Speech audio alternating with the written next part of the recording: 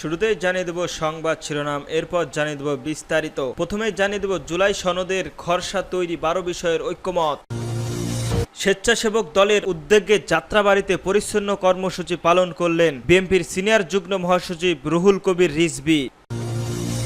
নাসিরউদ্দিন পাটোয়ারীর বক্তব্যের প্রতিবাদে বিএনপির বিক্ষোভ মিছিল। আরও জানিয়ে দেব মৌলিক সংস্কার না হলে এনসিপি জুলাই সনদে সই করবে না বললেন নাহিদ ইসলাম। এবং সর্বশেষ জানিয়ে দেব সাবেক এমপি শারমিন কেন গ্রেপ্তার হচ্ছে না বললেন এনসিপির নেতা শিশির। জুলাই সনদের খসড়া তৈরি 12 বিষয়ের ঐক্যমত। আরও 2টি বিষয়ে ঐক্যমতে পৌঁছেছেন রাজনৈতিক দলগুলো। গতকাল রবিবার জাতীয় ঐক্যমত কমিশনের দ্বিতীয় পর্যায়ের 19তম বৈঠকে এক ব্যক্তি জীবনে সর্বোচ্চ 10 বছরের প্রধানমন্ত্রী পদে থাকতে পারবেন এমন প্রস্তাব করেছেন রাজনৈতিক দলগুলো। একই সঙ্গে তারা স্বাধীন পুলিশ কমিশন গঠনের একমত হয়েছে বলেছেন কমিশনার সভাপতি অধ্যাপক আলী রিয়াজ। এ বিষয়ে বিএনপির স্থায়ী কমিটির সদস্য সালাউদ্দিন আহমেদ বলেন, 10 বছরের বেশি কোনো ব্যক্তি প্রধানমন্ত্রিত্ব পদে বহাল থাকবে না। এ প্রস্তাবে বিএনপির আপত্তি নেই, তবে সত্য ছিল সংবিধান ও সংবিধানত্ব প্রতিষ্ঠানের নিয়োগের কমিটি থাকলে বিষয়টি মানা হবে না। এক্ষেত্রে নির্বাচন কমিশনের নিয়োগ সংক্রান্ত সংবিধানের প্রস্তাবে আপত্তি নেই। এর বাইরেও বিষয়ের আলোচনা হলে সত্য বহাল থাকবে। পুলিশ কমিশনের গঠনের বিষয়ে ঐক্যমতের কমিশনের প্রস্তাব রয়েছে। পুলিশ কমিশন গঠনে 72 বছরের কম বয়সী একজন অবসরপ্রাপ্ত আপিল বিভাগের বিচারপতির নেতৃত্ব করবেন। কমিশনের সদস্য সচিব হবেন 62 বছরের কম বয়সের ভারপ্রাপ্ত একজন অতিরিক্ত মহাপরিদর্শক পর্যায়ের পুলিশ কর্মকর্তা। কমিশনের সরকার ও বিরোধী দল উভয়ই পক্ষের প্রতিনিধিত্ব থাকবে। তাদের মধ্যে থাকবেন সরকারের দলের নেতা, লিডার এবং বিরোধী দলের নেতা, জাতীয় সংসদের স্পিকার, ডেপুটি স্পিকার, এছাড়াও একজন সুপ্রিম কোর্টের আইনজীবী যিনি হাইকোর্টের বিভাগে অন্তর্ভুক্ত এবং কমপক্ষে 15 বছরের অভিজ্ঞতা সম্পন্ন, একজন মানবাধিকার কর্মী যিনি কমপক্ষে 10 বছরের বাস্তবায়নের অভিজ্ঞতাপূর্ণ এবং একজন অবসরপ্রাপ্ত অতিরিক্ত আইজি পর্যায়ের পুলিশ কর্মকর্তাদের সদস্য হিসেবে থাকবেন। কমিশনের নতুন 2 জন সদস্য নারী থাকতে হবে। গতকাল আলী রিয়াজ আরও জানান, রাজনৈতিক দলগুলোর একটি স্বাধীন পুলিশ কমিশন গঠন একমত হয়েছে যা পুলিশ জবাবদিহির দায়বদ্ধতা ও দায়বদ্ধজনতা নিশ্চিত থাকবে। এখন এর গণপ্রতিক্রিয়া নিয়ে আলোচনা হবে। গতকাল বৈঠকের শুরুতে অধ্যাপক আলী রিয়াজ বলেন, কমিশন এর একটি খসড়া প্রস্তুত করতে এবং এটি বিবেচনার জন্য আগামী সোমবার এর মধ্যে সব রাজনৈতিক দলের কাছে একটি করে খসড়া প্রেরণ করা হবে। সেটি নিয়ে রাজনৈতিক দলগুলোর নিজেদের মধ্যে আলোচনা করে মতামত জানালেন। এতে সন্নিবেশ করা হবে। সবার মতামত পাওয়ার পর সেগুলোকে সন্নিবেশ করে চূড়ান্ত জুলাই সনদের পটভূমি, প্রাথমিক বক্তব্যগুলো, অঙ্গীকার এবং প্রক্রিয়া বিষয়গুলোর অন্তর্ভুক্ত করে তা রাজনৈতিক দলগুলোর সামনে তুলে ধরতে হবে। স্বেচ্ছাসেবকদের দলের উদ্যোগে যাত্রাবাড়িতে পরিচ্ছন্নতা কর্মসূচি পালন। 24-এর গণ অভ্যুত্থানে শহীদদের স্মরণে জাতীয়বাদী স্বেচ্ছাসেবক দল ঢাকা নগরী দক্ষিণের উদ্যোগে রাজধানীতে পরিচ্ছন্ন কর্মসূচি পালন করা হয়েছে। রবিবার 27 জুলাই যাত্রাবাড়ি থানা ধোলাইপাড়া টু দক্ষিণ কুতুবখালী পর্যন্ত পরিচ্ছন্ন কর্মীতা কার্যক্রম পরিচালনা করা হয়। এ সময় উপস্থিত ছিলেন বিএনপির সিনিয়র যুগ্ম মহাসচিব রুহুল কবির রিজভী, বিএনপির গণশিক্ষা বিষয়ক সম্পাদক ও বিএনপির media cells professor doctor Morshed Hasan Khan, বিএনপির স্বেচ্ছাসেবক বিষয়ক সম্পাদক মীর সাফারাত আলী সফু, জাতীয়বাদী স্বেচ্ছাসেবক দলের সম্প্রতি এসসি জিলানি সাধারণ সম্পাদক রাজীব হাসান সহ ঢাকা মহানগরের দক্ষিণ স্বেচ্ছাসেবক দলের নেতারা। নাসিরউদ্দিন পাটোয়ারীর বক্তব্যের প্রতিবাদে বিএনপির বিক্ষোভ। সাবেক স্বরাষ্ট্র প্রতিমন্ত্রী ও বিএনপির নেতা লুৎফারুজ্জামান বাবর সমন্বয়ে এমপির নেতা নাসিরউদ্দিন পাটোয়ারীর কটূক্তি করে বলেছেন, অভিযোগ তুলেছে বিএনপির নেতাকর্মীরা। এর প্রতিবাদে রবিবার রাতে রাজধানীতে বিক্ষোভ মিছিল করেছে লুৎফর রহমান বাবরের সমর্থকরা। বিক্ষোভ মিছিল শেষে বিএনপির এক নেতা বলেন, আমরা যদি বিএনপির কোনো সিনিয়র নেতার নামে কোনো কুরুচিপূর্ণ মন্তব্য করি তাহলে ঢাকার মাটিতে এনসিপিকে অবাঞ্ছিত ঘোষণা করা হবে। এ সময় তিনি নাসিরউদ্দিন পাটোয়ারীকে তার বক্তব্যের প্রত্যাহার করে ক্ষমা চাইতে বলেন। বিএনপির আরেক নেতা বলেন, বরাবরই ভাই অত্যন্ত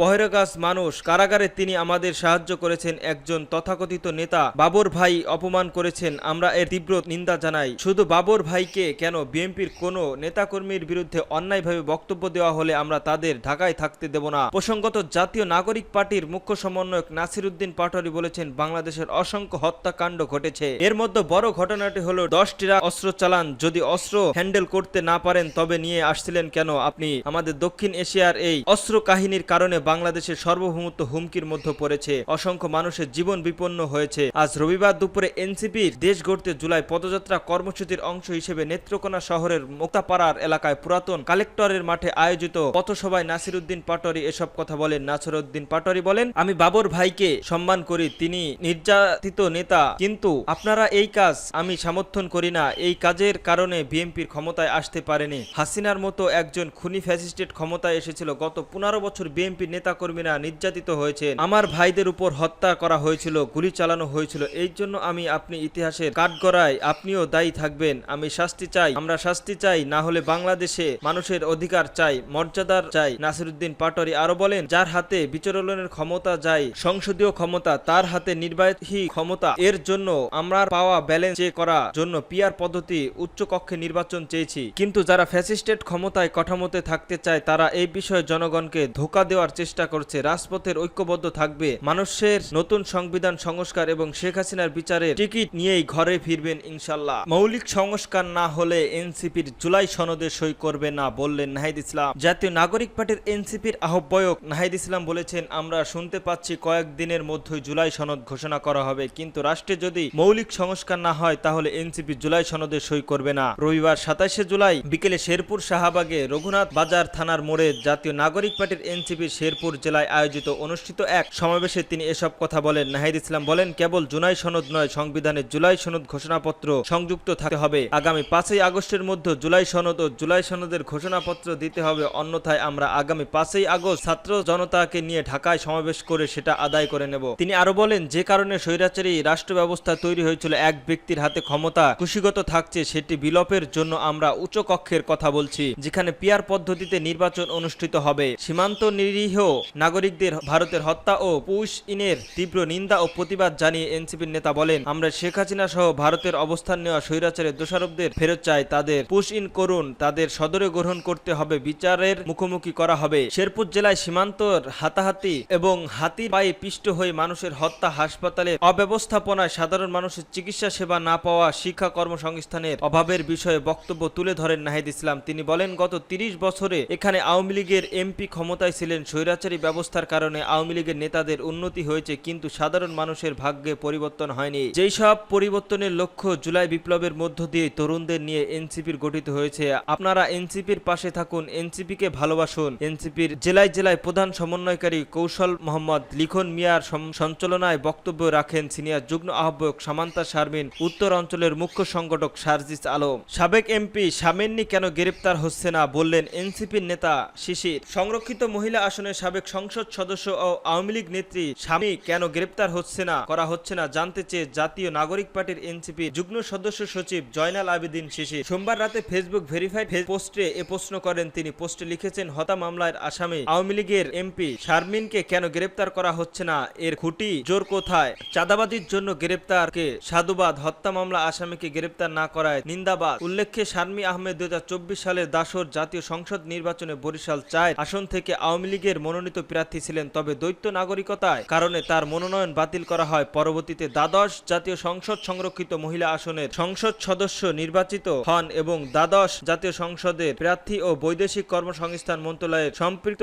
স্থায়ী কমিটির সদস্য মনোনীত হন। তিনি 1971 সাল থেকে আওয়ামী লীগের আন্তর্জাতিক বিষয়ে সম্পাদক হিসেবে দায়িত্ব পালন করেন। গত শনিবার 26 জুলাই সন্ধ্যায় রাজধানীর গুলশানের 83 নম্বর রোডে সাবেক এমপির শিরিন বাসায় সমন্বয়ক পরিচয়ে চাঁদাবাজির অভিযোগে বৈষম্য বিরোধী ছাত্র আন্দোলনের 4 জনকে গ্রেপ্তার করে পুলিশ। সাবেক এমপি শারমিন আহমেদ গুলশানের বাসায় চাঁদাবাজির অভিযোগে গ্রেপ্তার বৈষম্য বিরোধী ছাত্র আন্দোলনের 4 নেতার সঙ্গে আরো অনেকে থাকতে পারে। তাদের সম্পর্কে খোঁজ নেওয়ার পাশাপাশি চাঁদার ভাগ ঊর্ধ্বতন পকেটে যায় কিনা তার তদন্ত শুরু করেছে পুলিশ। এদিকে গ্রেপ্তার ব্যক্তিদের মধ্যে সম্মিলিত বেসরকারি বিশ্ববিদ্যালয়ের ভারপ্রাপ্ত আহ্বায়ক আব্দুস রাজ্জাক রিয়াদ সহ 4 নেতার 7 দিনের রিমান্ড মঞ্জুর করেছে আদালত। রিমান্ডে নেওয়া অন্যরা হলেন বৈষম্য বিরোধী ছাত্র আন্দোলনের ঢাকা মহানগর শাখার সমন্বয়ক মোহাম্মদ ইব্রাহিম হোসেন, সদস্য কাউন্সিলর সিয়াম ও সাদ্দাম তাদের সংগঠন থেকে বহিষ্কার করা হয়েছে।